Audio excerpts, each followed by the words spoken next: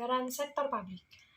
Secara garis besar, terdapat dua pendekatan utama dalam perencanaan dan penyusunan anggaran sektor publik yang memiliki perbedaan mendasar, yaitu anggaran tradisional atau anggaran konvensional, pendekatan baru yang sering dikenal dengan pendekatan New Public Management.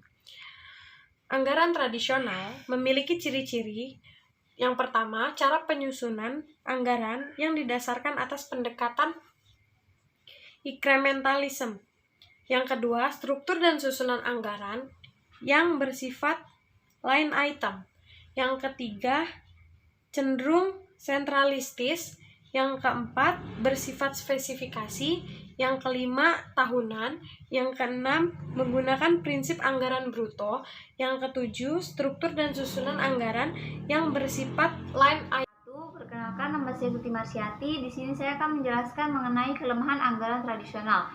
Yang pertama, hubungan yang tidak memadai anggaran tahunan yang rencananya pembangunan jangka panjang. Yang kedua, tidak teliti terhadap pengeluaran secara menyeluruh. Yang ketiga, lebih berorientasi pada input daripada kepada output.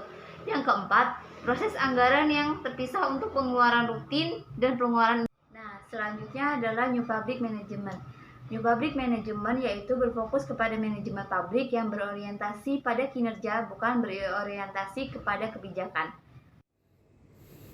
Baiklah, selanjutnya saya akan menjelaskan perubahan pendekatan anggaran. Yang pertama ada teknik anggaran kinerja atau performance budgeting. Yang kedua ada zero based budgeting atau GBB. Yang ketiga ada planning, programming, and budgeting system atau PPBS.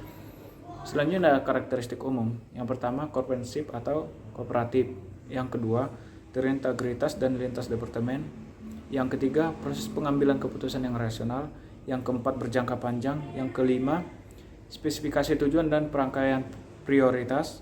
Yang keenam analisis total cost dan benefit. Yang ketujuh berorientasi input, output, dan outcome. Dan yang terakhir adanya pengawasan kinerja. Nah, selanjutnya akan dijelaskan oleh Randy Williams. Di sini saya menjelaskan slide tentang karakteristik umum.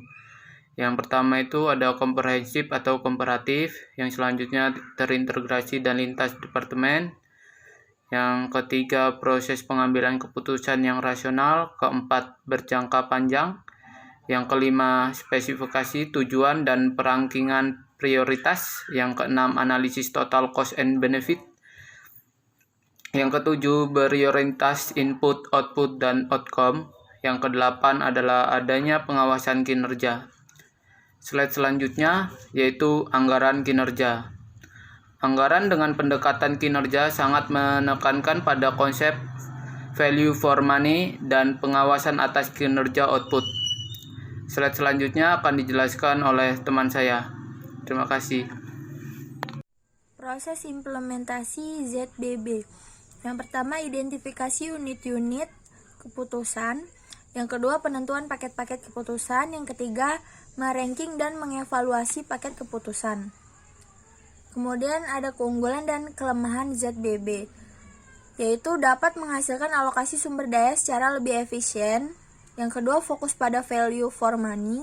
Yang ketiga, mempermudah untuk mengidentifikasi terjadinya inefisiensi dan ketidakefektifan biaya.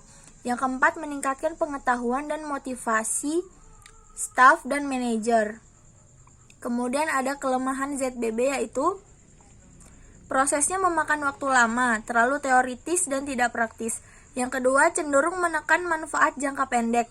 Yang ketiga, implementasi membutuhkan teknologi yang maju. Yang keempat, implementasi ZBB menimbulkan masalah keperilakuan dalam organisasi. Hai guys, saya Devi Sevianti, NPM 1741-2003. Saya dari akuntansi 18A. Di sini saya akan kembali mempresentasikan materi yang sebelumnya tentang anggaran sektor publik. Dan yang akan saya jelaskan di sini mengenai planning, programming, and budgeted system atau bisa disingkat PPBS. PPBS ini merupakan teknik penganggaran yang didasarkan pada teori sistem yang berorientasi pada output dan tujuan dengan penekanan utamanya itu adalah alokasi sumber daya berdasarkan analisis ekonomi. Dan yang kedua, di sini ada karakteristik PPBS-nya. Yang pertama, berfokus pada tujuan dan aktivitas untuk mencapai tujuan. Yang kedua, PPBS berorientasi pada masa depan. Yang ketiga, mempertimbangkan semua biaya yang terjadi. Dan yang terakhir, dilakukan analisis secara sistematik atas berbagai alternatif dan program.